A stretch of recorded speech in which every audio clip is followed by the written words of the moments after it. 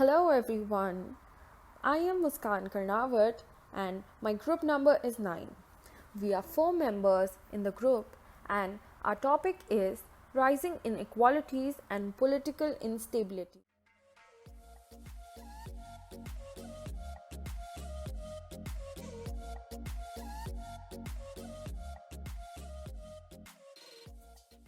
In the recent times, when every single person aspires to be at heights and ensure luxurious living, there are certain societal components prevailing which create distances among individuals. Yes, I am trying to define the inequalities worldwide, separating countries, cities, groups, and most importantly, individuals. Since our discussion revolves around the globe, it is important to have an idea of what international equality means. When we say international inequality, it describes the differences between the people across countries. These may include economic differences, medical care, and educational inequalities. Inequality for a discussion is a wider term. Inequality majorly consists of social, wealth, and political inequality. Inequality has been on rise across the globe for several decades.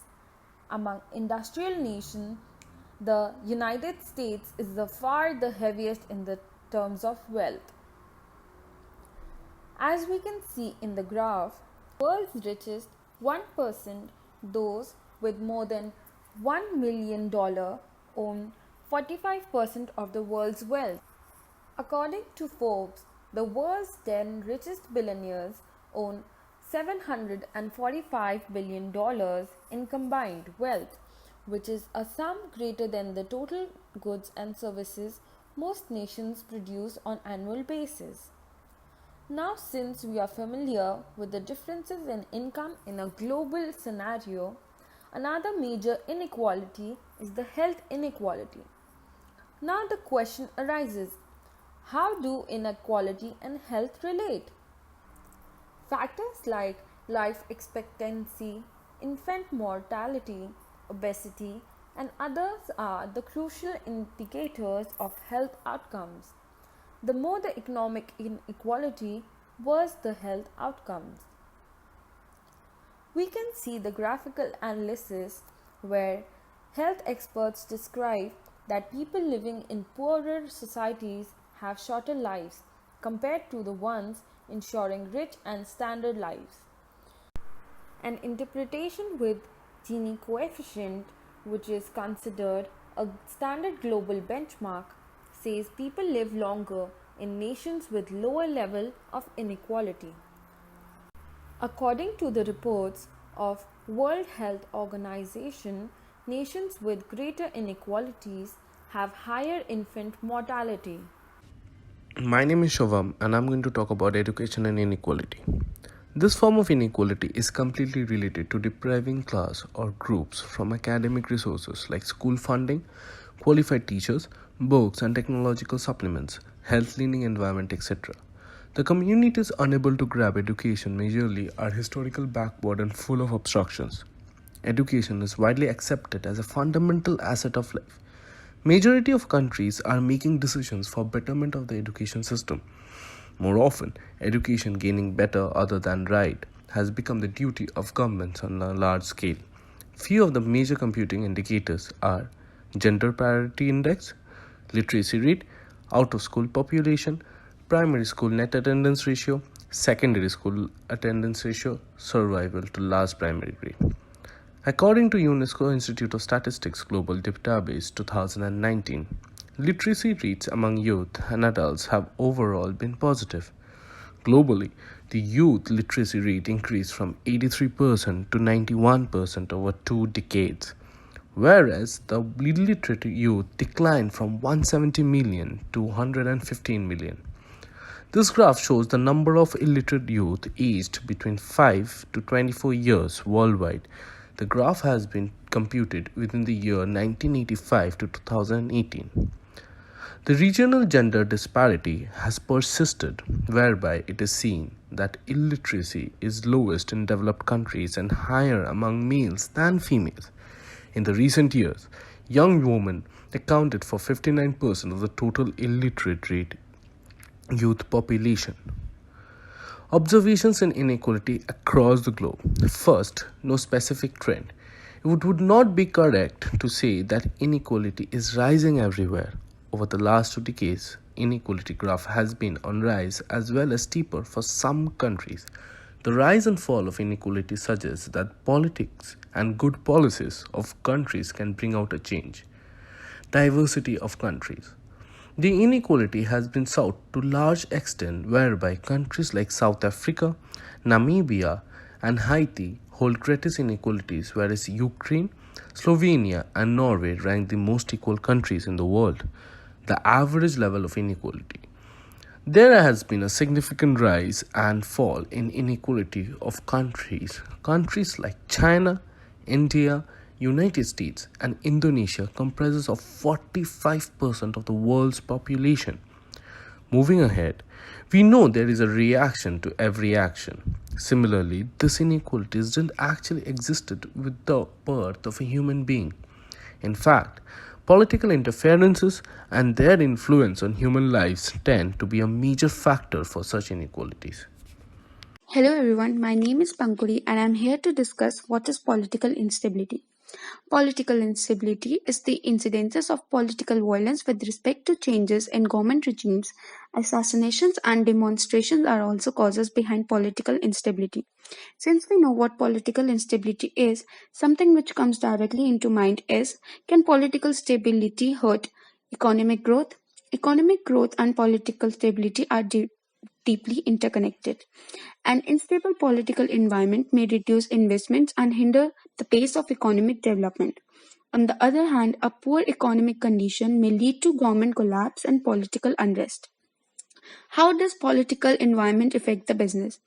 The political situation of a country affects its economic setting in a similar volume.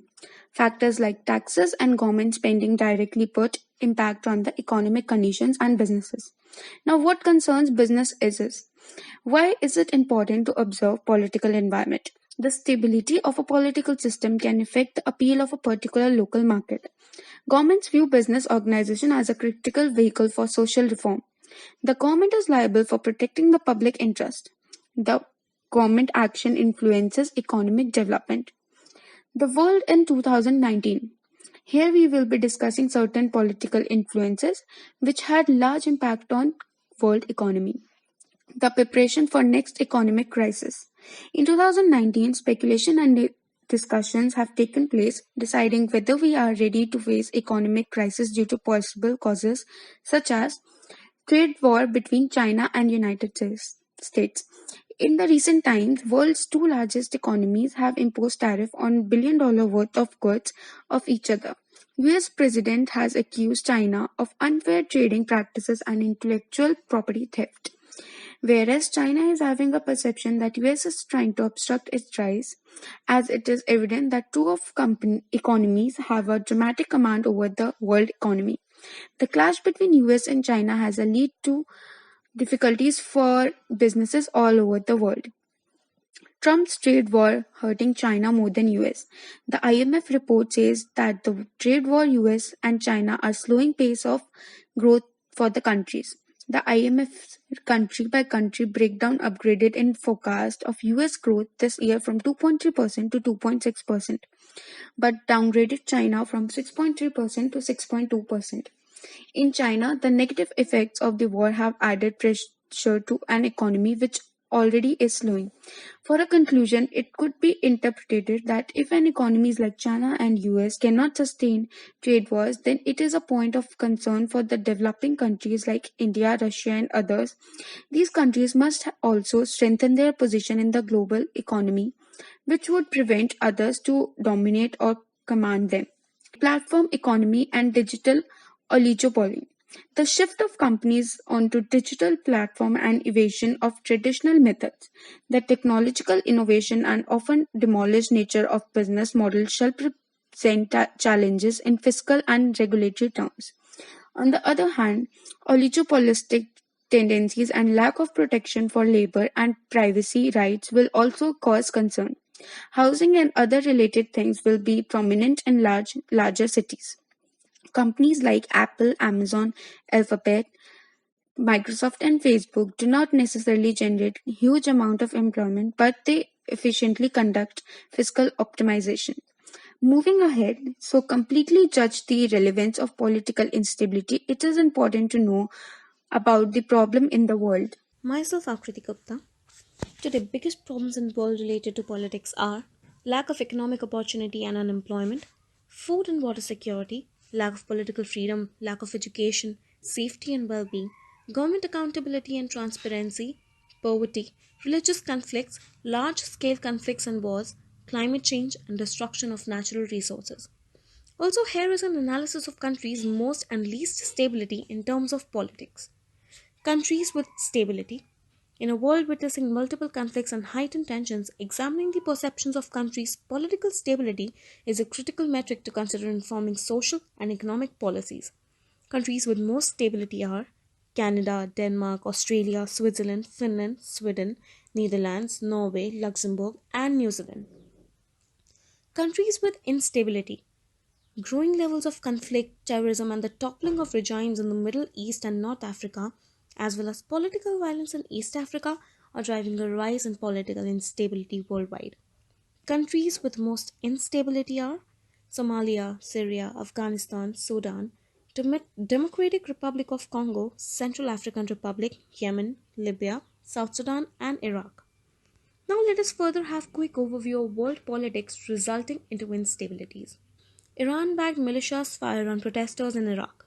At least 40 protesters were killed in Iraq on Friday when security forces used tear gas and an Iranian-backed militia opened fire to try to quell renewed demonstrations against corruption and economic hardship, security sources. Terrorism returns to London. London, considered the terror hub, was relieved from attacks and difficulties. When people were about to enjoy their lives, it again got engulfed in terrorism. India's water crisis beyond Chennai. India is one of the world's fastest growing economies and it is projected to reach great power status in coming decades. Yet India's road to international pavement is full of hindrances. Water shortage is one of them, which is proving out to be the worst aspect towards growth. Background: China's Arctic strategy. The gradual melting of the ice cap due to global warming is creating a unique mixture of opportunities and challenges in the Arctic.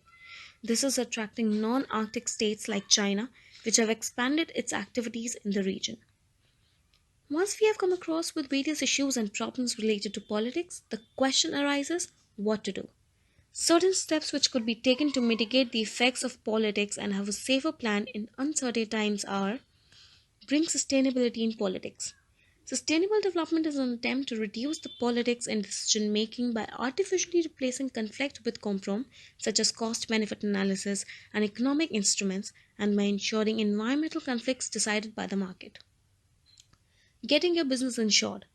Political risk insurance protects investors, financial institutions, and international companies in case of events promoting financial laws such as acts of expropriation, domestic or international political unrest, and violence, capital repatriation, and sovereign debt default.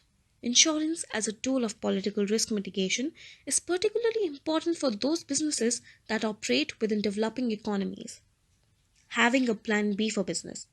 Any business operating in foreign markets should protect their supply chains and logistics operations from political risk.